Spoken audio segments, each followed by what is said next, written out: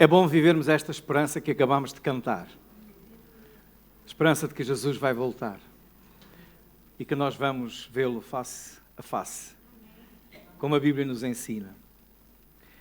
Nós vamos continuar também, até que Ele venha, não será até que Ele venha, mas quem sabe, a meditar na primeira carta de João, onde nós temos estado a falar nos últimos domingos.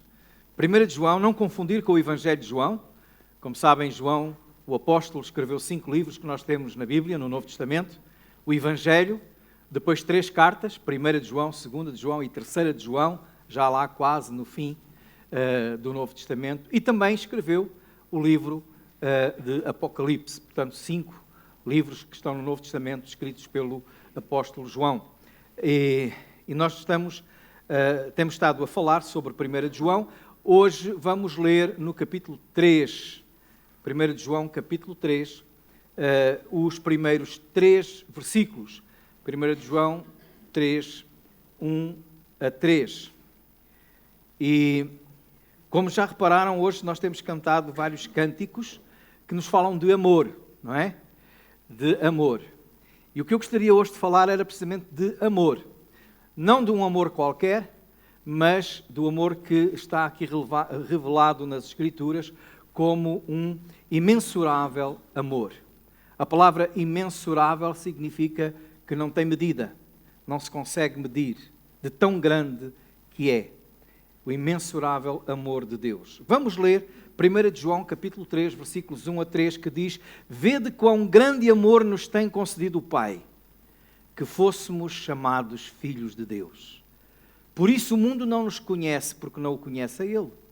Amados, agora somos filhos de Deus e ainda não é manifestado o que havemos de ser. Mas sabemos que quando Ele se manifestar, seremos semelhantes a Ele. Porque assim como Ele é, o veremos. E qualquer que tem nele esta esperança, purifica-se a si mesmo, como também Ele é puro. Eu creio que não há ninguém que não goste de se sentir amado. Todos nós gostamos de receber expressões de amor, de saber que somos amados. Há até mesmo quem coloque na lista das necessidades básicas o amor. Porque um ser humano cresce mais saudavelmente, tanto fisicamente como emocionalmente e até psiquicamente, quando é amado. E por isso todos nós queremos ser amados. Podíamos mesmo dizer, a pessoa que é amada é mais feliz. E quem não fica triste, e às vezes até doente, deprimido, só porque não sente que é amado. Tantas pessoas assim. E a mensagem, a beleza da mensagem de Jesus reside precisamente aí. É porque o Evangelho é uma mensagem de amor, do grande amor de Deus. Por isso é que é uma boa notícia. E a notícia é: alguém te ama. Alguém te ama. Mas não ama como o mundo ama. Porque aquilo que o mundo oferece chama de amor, mas não é amor. A grande diferença entre o nosso Deus, o Deus revelado nas Escrituras, o Deus criador do universo, o Deus soberano, a grande diferença entre esse Deus e os outros deuses, os falsos deuses e os ídolos, é que este é o único que ama. E ama mesmo sem ser amado. E prova o seu amor mesmo sem ter retribuição. Se os irmãos estudarem as religiões antigas e as religiões modernas, as religiões que falam sobre outros deuses, o que vão perceber é que todos eles exigem coisas. Todos eles querem sacrifícios de alguma coisa. O nosso Deus oferece e sacrifica-se. Ama. Deus é amor. E é isso que nós aqui vemos neste texto hoje. E este texto diz que o amor de Deus é tão grande. Vede, reparem, olhem só como Deus nos tem concedido um amor tão grande, que fez alguma coisa que nós não merecíamos, mas que Ele nos concedeu, nos favoreceu, foi considerar-nos, foi chamar-nos seus filhos. Que grande amor! Nós temos aqui nestes 3 versículos aquilo que nós somos, o estatuto do cristão. O nosso status. Não é? Nós somos o cristão, o verdadeiro crente, é um filho de Deus. Somos filhos de Deus. O que somos? Mas também encontramos aqui neste texto aquilo que havemos de ser. Nós agora somos filhos de Deus, e diz lá, e ainda não está revelado o que havemos de ser, mas sabemos que havemos de ser semelhantes a Ele. E isso é também uma manifestação do amor de Deus. Nós que não somos nada como Deus, porque Ele é santo, santo, santo. Nós, pecadores, pecadores, pecadores. E Ele nos vai, por seu amor, dar o privilégio e a graça de sermos santos, como Ele é santo. Então temos aqui o passado, quando entregámos a nossa vida a Jesus, fomos feitos filhos de Deus. O futuro, vamos ser como Ele. E o presente, o compromisso do cristão. Como é que ele deve viver? Aquele que nele tem esta esperança, purifica-se a si mesmo. Somos filhos de Deus. Esta é a nossa identidade. Todos nós temos um cartão de nascimento, temos de cidadão, temos um registro de nascimento, não é?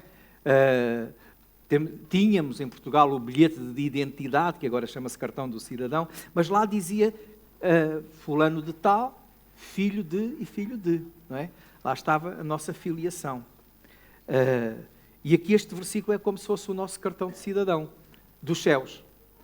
Somos filhos de Deus. Como é que chegamos a ser filhos de Deus? Porquê é que somos filhos de Deus? Já sabemos e temos aqui dito várias vezes que nem todos são filhos de Deus. Todos são criaturas de Deus, mas nem todos são filhos de Deus.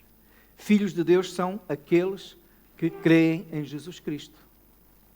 João, capítulo 1, Evangelho de João, capítulo 1, versículo 12, diz: a todos quantos o receberam, deu-lhes o poder de serem feitos filhos de Deus. Somos criaturas de Deus e depois acontece alguma coisa e nós somos feitos filhos de Deus. A causa de sermos filhos de Deus, o que está por detrás desta filiação, não é os nossos méritos, não é o nosso trabalho, é o amor de Deus. Vede quão grande amor nos tem concedido o Pai, que fôssemos chamados filhos de Deus. Somos filhos de Deus, irmãos, não por nossa iniciativa, mas pela iniciativa de Deus. Foi Ele que nos amou e por isso nos adotou como filhos seus. Nós éramos assim como aquela criança órfã, sem família, sem casa, sem ter onde dormir, sem ter onde comer. Conseguem imaginar? Uma criança sem abrigo. E alguém olha para aquela criança e ama tanto aquela criança que vai lá buscá-lo para viver com ele na sua casa. E não só para viver, mas dá-lhe o nome. Registra essa criança como sua filha. Sabem o que é que isso significa? Significa que essa criança não só vai ter pão, comida, bebida, cama, mas vai receber uma herança dos pais depois. E foi isso que Deus fez connosco. Deu-nos o seu nome para nós termos aquilo que Ele nos dá hoje, mas aquilo que nós não imaginamos que vamos ter no futuro.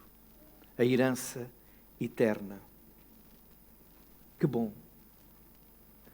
Que bom podermos viver assim. Nós nada fizemos para merecer esse amor. Alguém fez alguma coisa para merecer o amor de Deus? Nós não fizemos nada.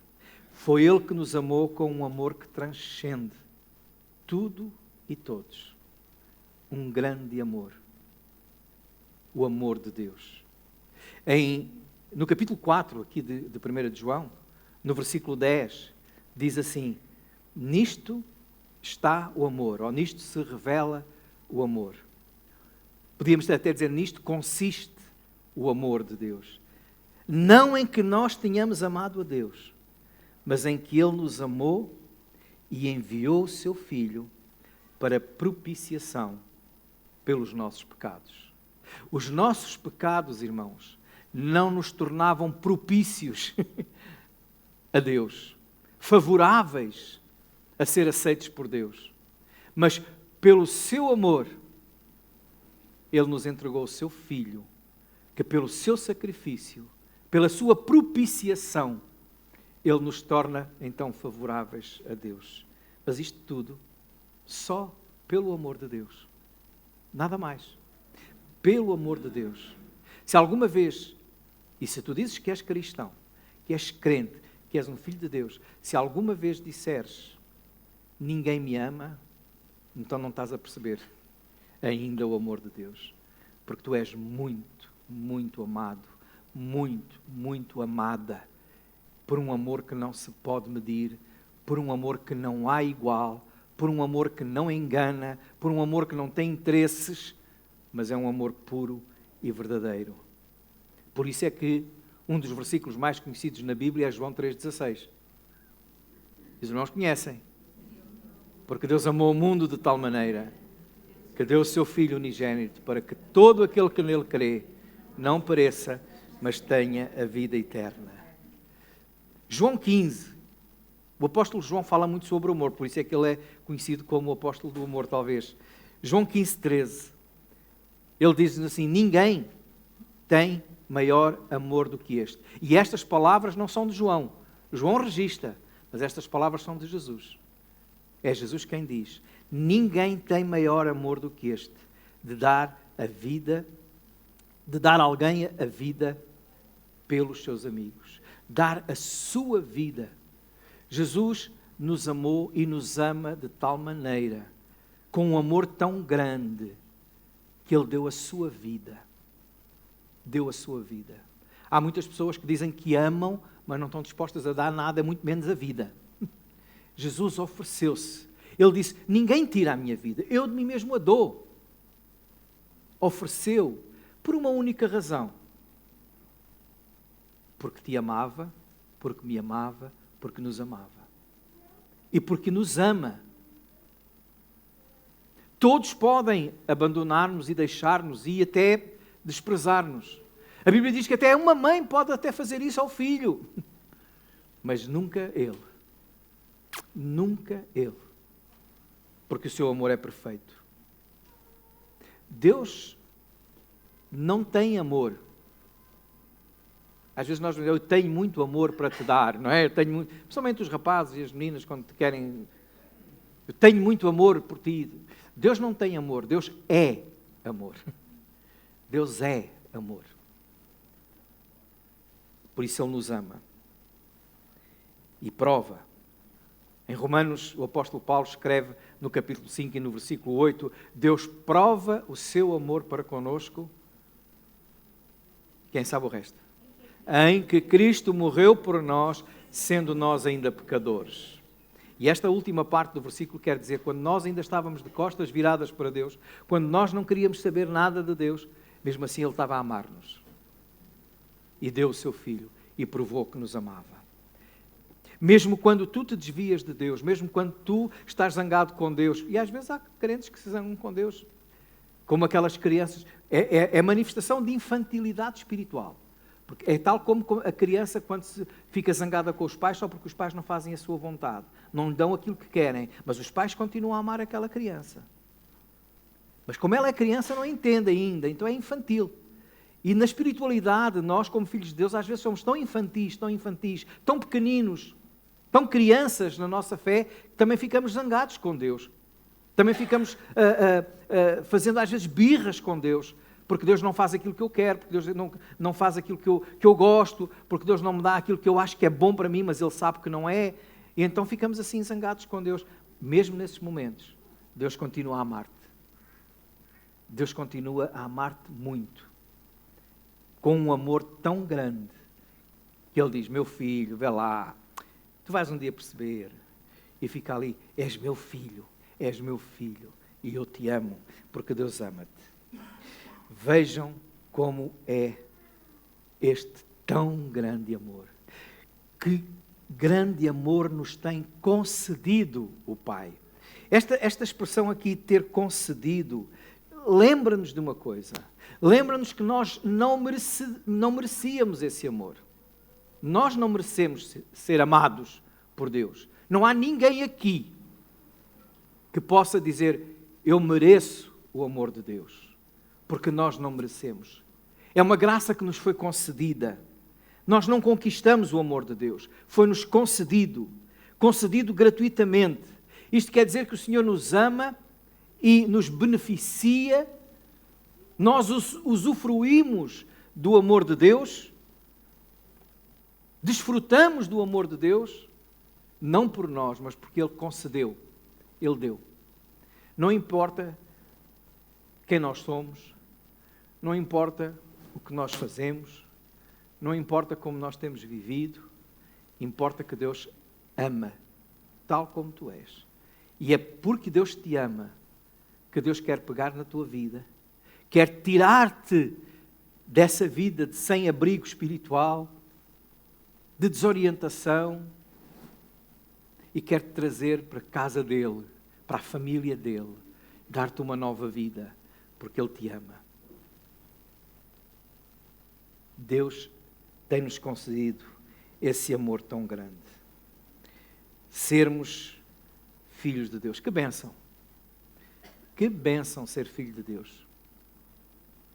Não é de um Deus qualquer, é do único. Não é de um Deus pequeno, é do omnipotente, do omnipresente, do Criador do universo. Ser cristão, ser filho de Deus, significa ser filho do Criador de todo o universo, do Senhor de todo o universo, do Deus soberano, da pessoa mais importante em todo o universo. E Ele diz, filhinho, vem ao Pai, pergunta ao Pai, pede ao Pai. E não precisas de muita coisa. Pede diretamente, em nome de Jesus. Por isso Jesus disse, eu sou o caminho, a verdade e a vida. Ninguém vem ao Pai senão por mim. É tudo manifestação do amor de Deus. É este Deus que te ama. Mas o versículo 2 diz, amados, reparem como João agora diz, vocês são os amados. Amados de Deus. Amados. Pessoas que foram tão amadas. Olha, vocês são filhos de Deus. Agora somos filhos de Deus. E ainda não é manifesto, ou seja, ainda não está revelado, ainda não vemos aquilo que havemos de ser. Mas sabemos que quando Ele se manifestar, havemos de ser, ou seremos, semelhantes a Ele.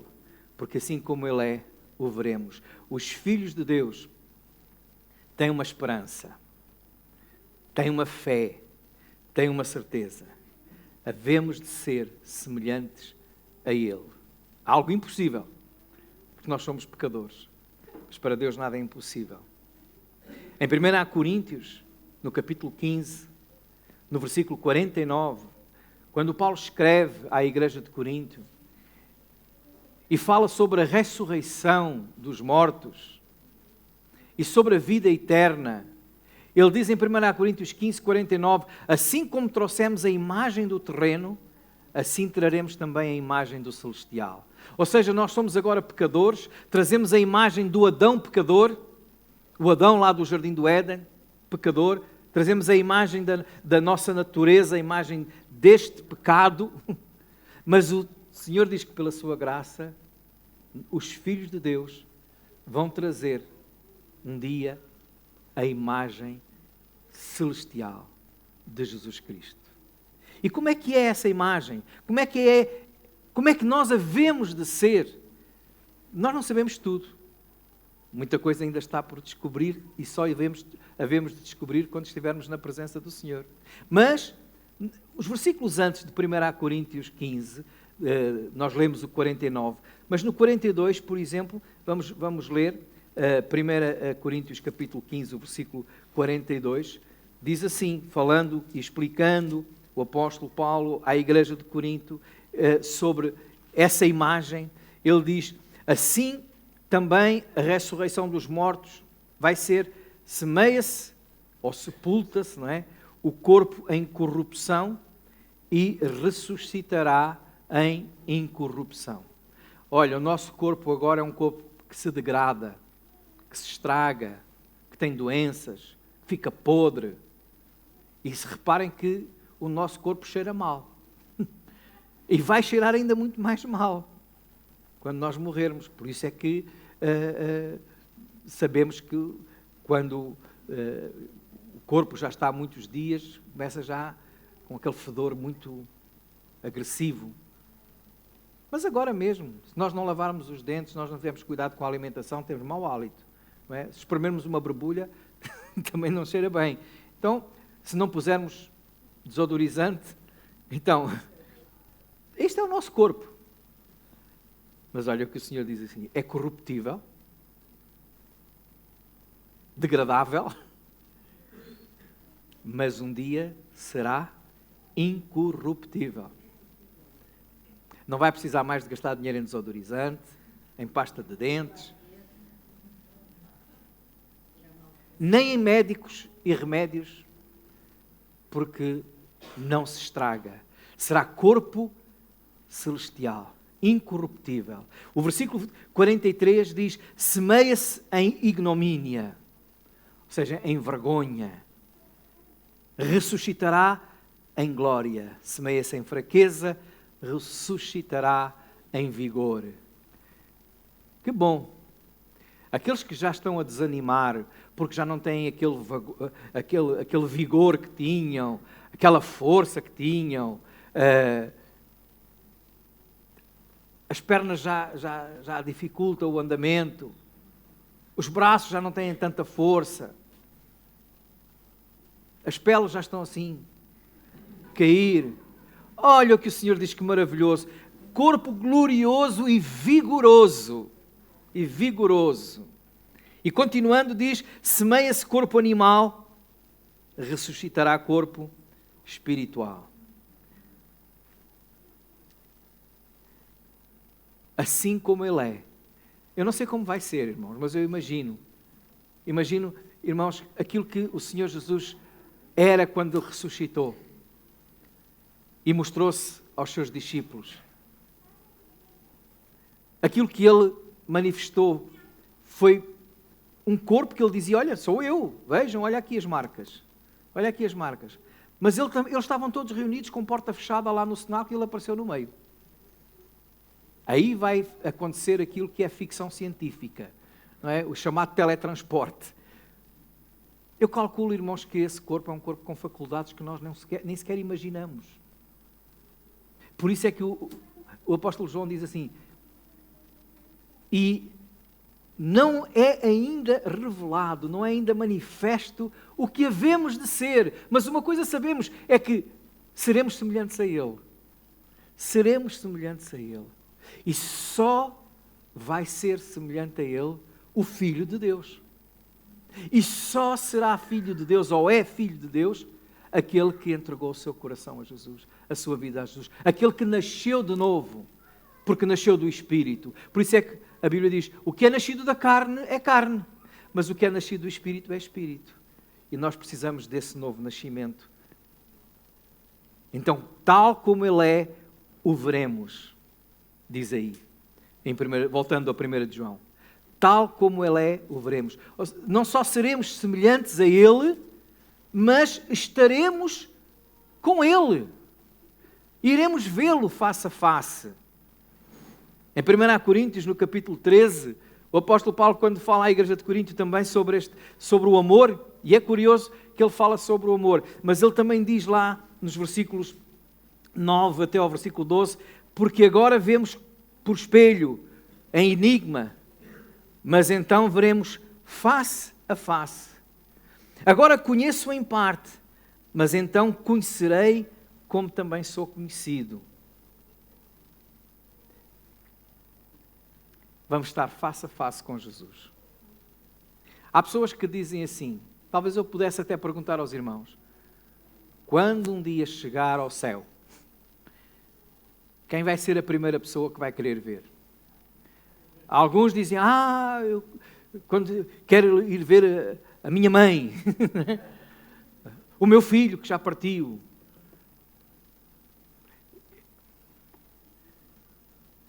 Irmãos, a pessoa que mais quero ver é a pessoa responsável por eu estar lá.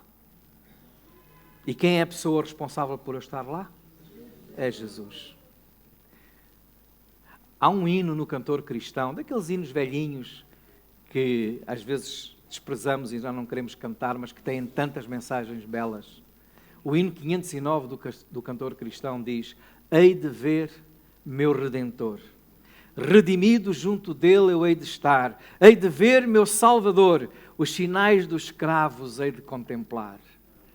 Quando nós estivermos lá, nós vamos ver Jesus. Vamos vê-lo tal como ele é. E se alguém duvida, se calhar não vai ver. Mas a pessoa que eu mais quero ver é a pessoa responsável por eu chegar lá. E essa é Jesus. Depois os outros. Até porque lá não vai haver mais pai, mãe, marido, mulher, filho. Vamos ser iguais, todos. Mas não vamos ser iguais em relação ao nosso Salvador. Ele é aquele que eu mais quero ver, porque Ele é o responsável por eu lá estar. É bom, é alegre podermos saber que o pai, a mãe, o filho, o irmão, está lá.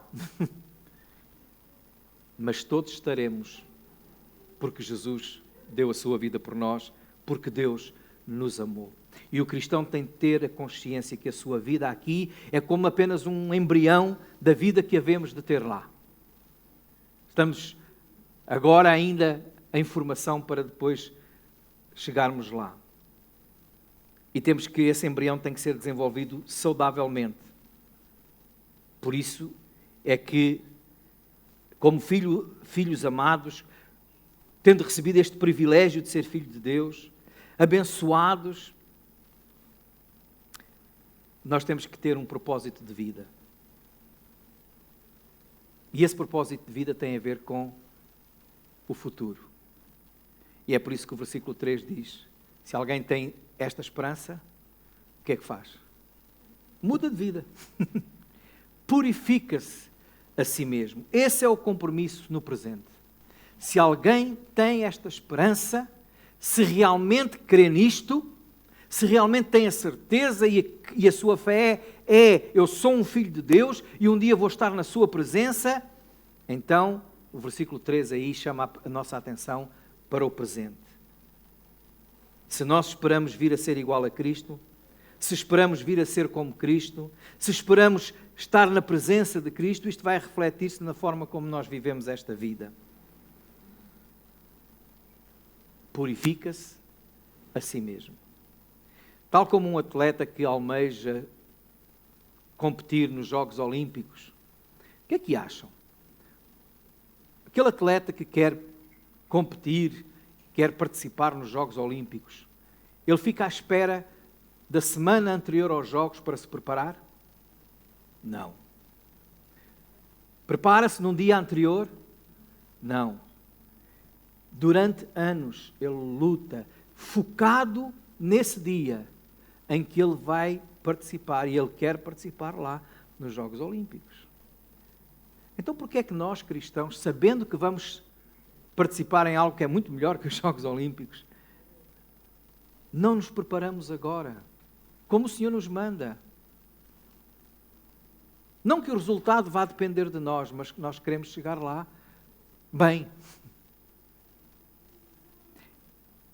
E esse bem tem a ver com a nossa mudança de vida. Nós precisamos que Deus continue a obra, mas nós temos que dar espaço ao Senhor. Em Filipenses, no capítulo 1, no versículo 6, diz que nós temos isto por certo. Aquele que em nós começou a boa obra, a aperfeiçoará até ao dia de Jesus Cristo. Ora, quem nele tem esta esperança só tem então uma maneira de viver. É purificando-se a si mesmo. Mas como é que eu faço isso? Não é Deus que faz? É Deus que faz, mas nós também temos a nossa parte. Tudo aquilo que é inconsistente com o próprio Cristo, tudo aquilo que é contrário a Cristo, nós devemos abandonar. Nós devemos abandonar. É claro que isto é uma luta constante. É uma luta que exige um propósito de coração. Quando os filhos de Deus foram levados para o cativeiro na Babilónia, o livro de Daniel conta-nos a história de Daniel e dos seus amigos. E logo no princípio diz que Daniel foi com um propósito. Diz que ele propôs no seu coração não se contaminar com os manjares do rei. E nós, como cristãos, devemos também ter este propósito. Não nos contaminarmos com os manjares deste mundo. Porque somos filhos de Deus e não somos filhos do príncipe deste mundo. Aquele que nele tem esta esperança purifica-se a si mesmo. Isto exige um propósito de coração, isto exige um cuidado muito pessoal em se alimentar espiritualmente com a palavra de Deus, em respirar bem pela oração, em viver realmente em comunhão com o Senhor. O verdadeiro crente tem um modo de vida muito estranho para o mundo, mas é aquele que agrada a Deus. Por isso é que lá o texto diz, o mundo não nos conhece. E é verdade. Aquele que tem este propósito, aquele que não é crente não entende. Mas porquê isso? Porquê fazer assim? Porquê não aceitar isso? Porquê viver essa vida assim? Isso está ultrapassado. Não. Purifica-se a si mesmo. E por isso o mundo não nos conhece. E tantas coisas que nós vivemos que o mundo considera natural. A imoralidade hoje é natural, porque hoje o mundo já não é imoral. A imoralidade foi coisa que desapareceu. Antigamente havia coisas que eram moralmente aceitas e aquelas que a gente considerava imorais. Hoje já não há imoralidade. Hoje o que há é amoralidade. Amoralidade significa sem moral. Cada um faz o que quer, vive como quer e está tudo bem. E o mundo quer enfiar isso na cabeça da gente. E quando nós dizemos que não, eles não reconhecem e acham estranho. Nós somos ultrapassados. Mas aquele que é filho de Deus é diferente. Não diferente arrogantemente, porque é diferente com humildade. Porque diz, eu sou diferente, mas não porque eu queira, mas porque Deus operou em mim a transformação que existe. Porque nós somos filhos de Deus. E este estatuto, irmãos, de filhos de Deus, garante-nos uma grande herança. Uma herança eterna. A glória eterna. É verdade que nós nada fizemos para o merecer. É fruto do grande amor de Deus por nós, como temos dito e repetido hoje aqui. Não há sequer como pagar esse amor. Mas, meus irmãos, o estilo de vida que nós adotamos demonstra se nós somos ou não somos gratos a Deus por aquilo que Ele fez por nós. Não cantemos apenas graças pelo teu amor. Vivamos vidas de gratidão pelo amor de Deus. Porque foi muito grande. É tão grande. É imensurável o amor de Deus. Louvado seja Ele pelo seu amor.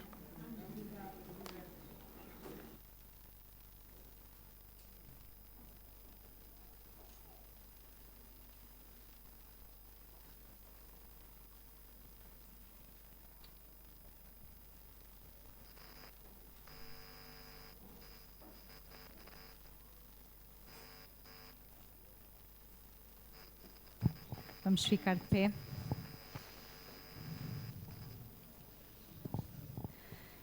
É um amor imensurável e, do ponto de vista humano, incompreensível. É um amor que constrange, é um amor que liberta. É um amor que transforma, mas é um amor que não muda.